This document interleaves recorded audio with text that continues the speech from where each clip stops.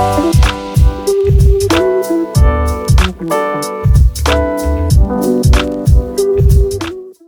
hi, I'm Pete May, president and co-founder of GreenBiz Group. Delighted to be here on GreenBiz Studio with Vince Digneo of Adobe. Vince is head of sustainability and a longtime friend of GreenBiz. Vince, how are you doing today? Hey, Pete, I'm doing great. How about you? Great. You know, another day in pandemic paradise, right? So, yeah, All things considered. definitely. Yeah. So it's really fun to be on with you today. Somebody that, gosh, has known GreenBiz dating back to a couple different companies, and we've done some great work together. So eager to get into it today. You've been a great guy to see just the arc of how sustainability has grown, generally, and wanted to get a sense, your work with Adobe. Obviously Adobe, leading technology company, and as you've been on these topics for a couple of years, tell us a little bit about, for Adobe, what is the focal point for sustainability right now? Yeah, thanks, Pete. And I just want to say thanks to you and to GreenBiz for asking me to join you today. I love the work you're doing. It's been critical during the pandemic, for sure. Stop! I'm blushing. I'm blushing. But you have kept the community together, and I just want to thank you for that. It's a good community, and I think that's really where we should begin. Collaboration is everything to me, and it's things like this that keeps us together. So. But let's talk about Adobe for a little bit. So as Pete said, I lead sustainability for Adobe. My title is Sustainability Strategist. And a big part of that is the strategy that basically I've developed with my colleagues at Adobe. It's a very diverse group. I have people in every business unit that I work with, specifically to help them with their parts of the business, but they also help me for the broader strategy. And it really is three things. There's operational sustainability, which is kind of the core, and that's where a lot of our goals reside. There's the ecosystem. And Vince, if I could just interrupt there for a little bit, Adobe's been really interesting practitioner on operational sustainability, weren't you? You had one of the first LEED certified buildings, so you guys have had to keep raising the bar over the years, right, on operations? Yeah, that's really, thank you for bringing that up, because it really is operational excellence that's allowed us to have a good sustainability house, And you're right about the first LEED certifications. The building we have in San Francisco, built in 1905, I think it is. And it's the oldest LEED Platinum building in the world, at least at the time when it was, I think was 2008, but it's still LEED Platinum. And our entire campus in San Jose is LEED Platinum as well. But I think it's over 70% of our global footprint is LEED certified. And that kind of attention to operations means that you're keeping your house in order so that you can accomplish other great things. Oh, and great. Which leads to the three pillars that I was talking about. There's the operational sustainability, and then there's the ecosystem, what I call ecosystem sustainability. That incorporates a lot of elements throughout the business. So it's everything from policy advocacy to thought leadership to our entire value chain sustainability, which means keeping. I imagine key stakeholders. Exactly right. Yeah, that's exactly right. And our work with, for example, GreenBiz, but also with some really valuable NGOs like REBA, the Renewable Energy Buyers Alliance, CERES, even the Environmental Paper Network, which applies to one of our. Actually, two of our products. So having those kind of relationships throughout our entire business is the ecosystem. So once you have the operational piece and the ecosystem in place, then you can start talking about products. And there's really, at Adobe, there's a number of products that we make. I think you're all familiar with Document Cloud, Creative Cloud, where like Photoshop is, and then also our digital experience or Experience Cloud, Magento, Marketo. A lot of the digital marketing, AEM, that sort of thing. But there's two products that I can, if you don't mind indulging me for talking about the two that are top of mind. There's Adobe Sign, which is basically digital signatures. And if you think about it, a necessary tool, especially over the pandemic, digital documents and digital signage are pretty much everything. I mean, that's how you're doing business. Right. And one we probably take for granted, right? Exactly right. Yeah. And you can see a lot of companies that have evolved to adopt those kind of technologies.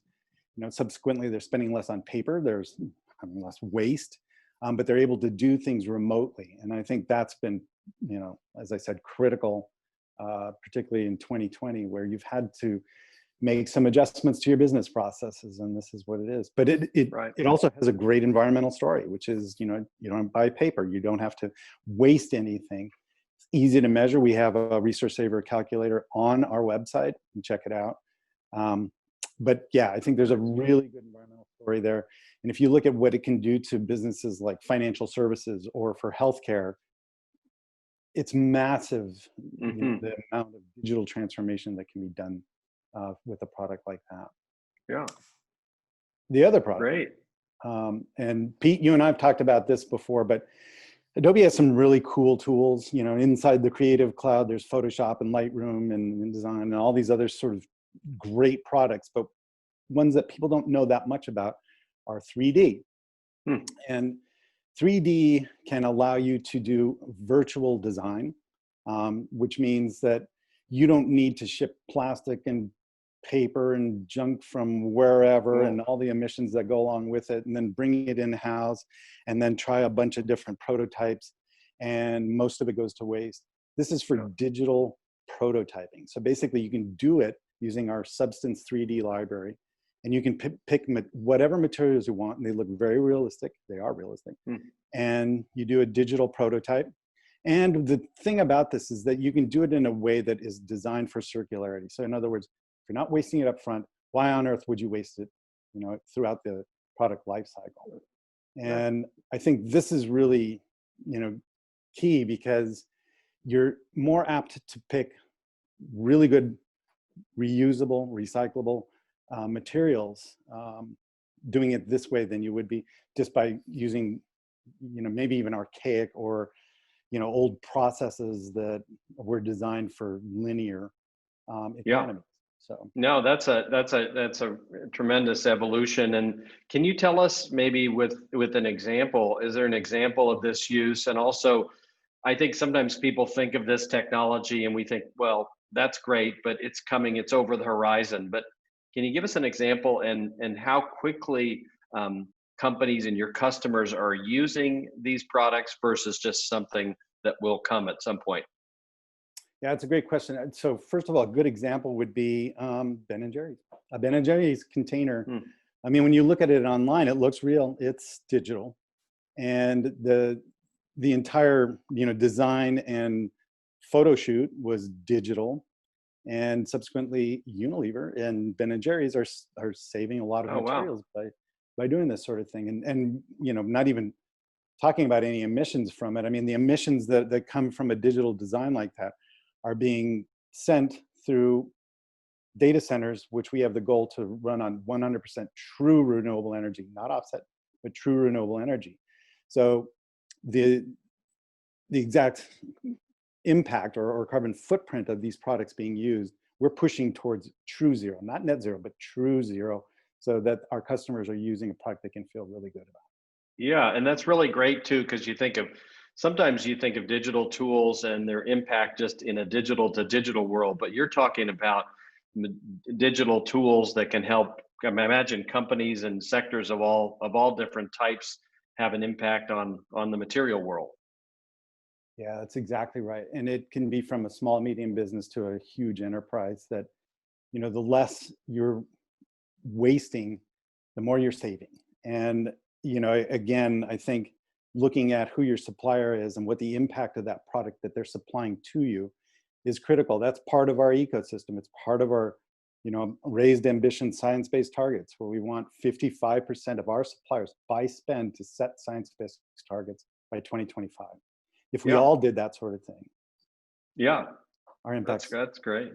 So Vince, I have the last question. I mean, with all this advent of all the practices that you have implemented in terms of your operational sustainability, the work you're doing with your ecosystem, and now the opportunity to extend that to other customers through products. How, you and I have known each other for a while. I'm curious, how optimistic are about the progress? Obviously, every day we have, this daunting climate challenges, but how optimistic are you about the ability to maybe to use technology and tools to help solve climate change? Yeah, so you can't be in a role like this if you're not an optimist. I mean, and I'm a pragmatist too, though. I mean, I think future. So like the goals that I'm Right. coming up with now are like 5 years from now, are they going to look stupid? Or 10 years from now, are they going to, did they have real impact? And I think that's really where the mindset has to be for this. It's not for just this moment, even though like we know what the situation is with climate and how we have to act quickly. But the fact of the matter is that, what kind of North Star can we put in place for 10 years from now that we're going to feel really good that we set these goals today? And I think, I'll go back to the science piece of it. If we set our goals based on science and living in a real world, then we're going to probably get as close to that North Star, if not exceed it, as possible. But set those goals way out here and shoot high enough that it carries us, into a more sustainable future. Yeah.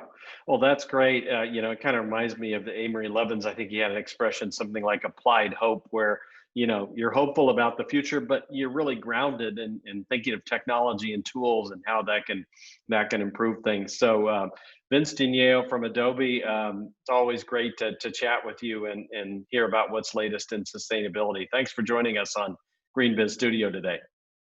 Thank you so much, Pete, and thanks to you and all the Green Biz team for the great work you're doing and for indulging me, having me today. So thank you.